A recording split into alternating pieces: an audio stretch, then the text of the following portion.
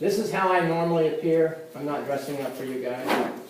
This is how I've always appeared, even when I was at Culver. I took a lot of ribbing. This morning, I'm going to, like I said, I'm going to share with you where we are right now and what has led to our success. The last probably 7 or 8 years have been phenomenal, absolutely phenomenal. And I'm going to tell you about us as a ranch and what we believe in. And then later on, I will give you some examples of situations and experiences that I had that enabled me to do exactly what I'm doing today. And back then, I didn't realize what would happen, but it has been just a phenomenal climb up. It took a long time. But like I said, we're unlike most cattle ranches or farms. We're a very functional ranch. And by that I mean we don't place emphasis on things like most people do. Things are not going to help you become somebody. They're not going to help you go somewhere. Like this hat's not going to help me become a rancher, or these boots are not going to help me become a rancher. Only you are going to make you better. We place a lot of emphasis here on knowledge and understanding and information that we acquire out there in the pastures, because that's where we spend our time. Everything here is interconnected. Everything is has a connectus to something else. Everything has a purpose here. Everything has a place here. There's a reason it's here. I'll go into those later. We're very self-reliant. We can build or fix about anything we need here on the ranch. We can build it from scratch. We grew up that way. We grew up with parents and grandparents that fostered and instilled that type of thinking. Our dad farmed most of this ground that is now all pasture. Our mother was a teacher, college educator. Our grandparents started a machine shop here in Jacksonville from scratch. Grandpa grew up in a big machine shop in Springfield. They had a big family falling out. They came to Jacksonville. They started out by sharpening scissors. My grandmother would walk around and put bills out in houses and then bring scissors back, and that's how they got started. They built a fantastic business. And working alongside our parents, we learned how to be problem solvers. We learned how to look at a situation, see what was wrong with it, and correct it. We were never brought up to be symptom treaters like a lot of people are today. Our cattle fall into the same functional program where they have to be productive. We chose a breed of cattle primarily based on one man's philosophy that was quite like our own. His name was Tom Lassiter. He developed the Beefmaster breed in Colorado 75 years ago. And we've had, we chose the breed simply because he stressed that cattle should be able to exist only on grass, that they didn't need any other input. And that's why we chose them. And they worked out fantastically well. Our basic belief system here is grounded in the fact that nature will do all of our thinking for us and most of our work. And as I go through my presentation today, you'll get an understanding of why we do that. Nature holds almost all the things that you need. There's no substitute for experience, granted. Absolutely no substitute for experience. But Mother Nature is the absolute best teacher there is. Absolutely. We are also called by other people and by ourselves holistic ranchers. And by that I mean we don't prioritize one aspect or species over another. Our cattle aren't up here and our land's down here, or vice versa. Everything is on an equal plane because everything shares equal value and everything shares equal importance. We look at a pasture ecosystem and all interacting and contributing species. We don't make a decision about anything until we know what the impact of that decision is going to be on everything, including us. If we have one species that we feel is going to be negatively impacted, then we don't do it. We're not about, and this is unlike a lot of people, we're not about reintroduction of anything. We're not about reinventing anything. We're simply about stabilization of the land and restoration of the land, getting it back to a pasture ecosystem. From time to time this morning, I'm going to give you several quotes of mine that fit the situation that I'm talking about and hopefully will clarify some of my points.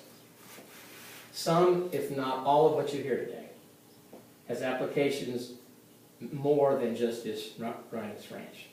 It has life applications because they're so similar. My first quote kind of goes back to our idea of the environment. You never know what's missing until you create an environment for it to return. I'll read that over. You never know what's missing until you create an environment for it to return. It does absolutely no good to bring something into an environment, into a situation, when that situation cannot sustain what you're bringing in. I mean, that's foolhardy. That's a display of ignorance. Another quote that goes along with that is, if you look at something only to see what you want, you'll never see what you should. If you look at something only to see what you want, you'll never see what you should. We strive for balance here, like I said, among all contributing and interacting species. Everything is connected. Everything depends on something else for life. One of the most basic governing paradigms in nature is in place here, and that's predator versus prey. To achieve a balanced ecosystem, there has to be a mutual struggle of life and death. Something has to die, something has to live. That's the way gene pools are strengthened, and the survival of the species is guaranteed to continue. And this encompasses all plant, animal, and insect life. The stronger always survive. We live because something else has died. That's life. That's how it has to be. Our cattle are an integral part of the ecosystem. They, too, are subject to this paradigm. And as I said before, if they are unproductive, we eliminate them from the herd. And I'll break that down. If a cow doesn't have a calf, she's our machine producing our product. If she doesn't have a calf, we either, if she's young enough, we sell her for beef, or we sell her at the market. Within nature, those females that are unproductive usually fall to predation. And one fact being is that they don't have an offspring pulling their weight down so they get too heavy, they can't run away from the predators, and they become prey, which that's the way the system works. We also graze our cattle in a very unique way. Most livestock producers just put their cattle out there in the pasture and forget about them until they have to feed them in the wintertime. There are several people that do what we do.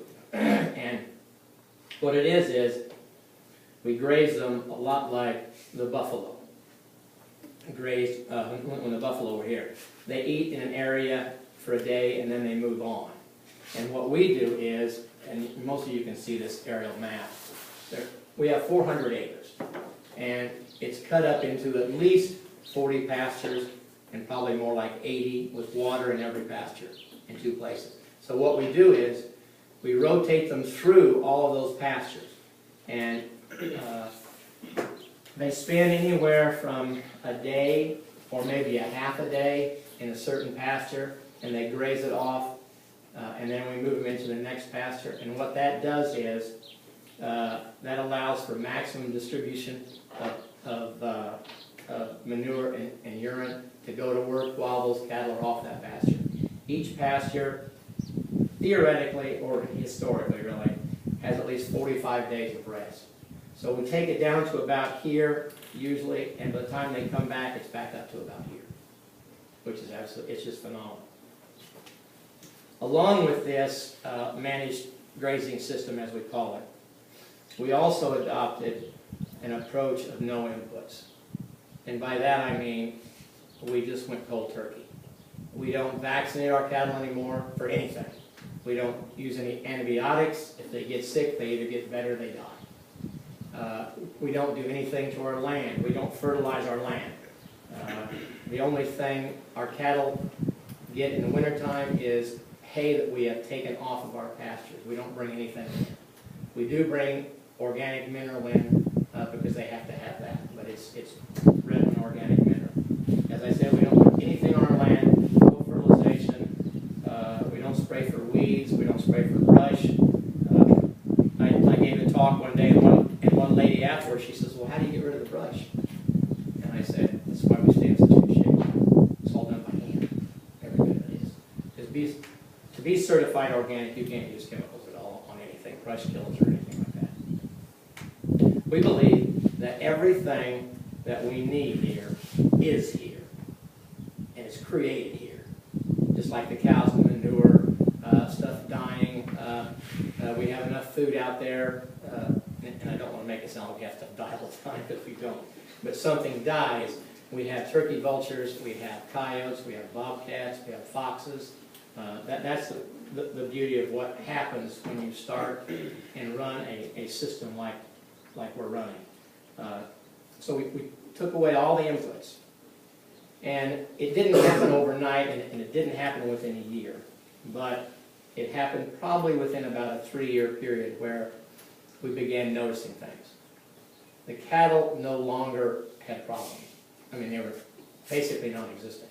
The reoccurring problems that we had over the years were absolutely gone. They were just gone. The land, simply because we were running it much like nature does, it became healthier, it became more productive, it became more fertile. It was phenomenal to see. I mean, we brought people here that were here early when we first started, and then we brought them, now, and they can't believe the change that has occurred. One of the interesting things is that since we basically cleaned up our environment, we see species here that haven't been here for 50 years. We see cowbirds here that I have never seen here. They're the little black birds that ride on like water buffaloes in the Serengeti Plain. And what their job is, they pick the parasites off their backs. And in the summertime, when it's warm, they're here now. But you can go out in the pastures and you can see those little black birds picking stuff off the backs of cattle. But the phenomenal thing is, they sit on the sides of their faces and they clean their eyes out. I've never seen that before here. And that's all because we've cleaned up our environment. We now, as I said, we now have a wide variety of prey and predator species that weren't here when I was running around with my twin brother as little kids. Along with all of this, the implementation of these new business and management strategies that I just went over, we also thought that since we're basically organic, we might as well go ahead and get certified, because for us, it was mainly just filling out paperwork and then have somebody come and inspect to see if you're absolutely telling the truth. And we're certified through California Certified. And I say we all the time, and people say, we're called Freeman Brothers Ranching, but that's just because of my twin brother. It's basically just myself and Jeannie. But I use we because I'm not an I person. Nobody ever gets someplace by themselves. You had help along the way. Everybody has help along the way. And so that's why I always usually say, we've done this. But after we got certified, we also decided that since we were selling a little bit of beef, that we would go ahead and start a certified organic grass-fed beef business. And that was a fantastic decision. I could never envision when we first started where we are today. We're selling everything we can raise through our grass-fed beef program. Our clients are from Chicago to Kansas City to St. Louis. and it's phenomenal. And I'll explain why I think that is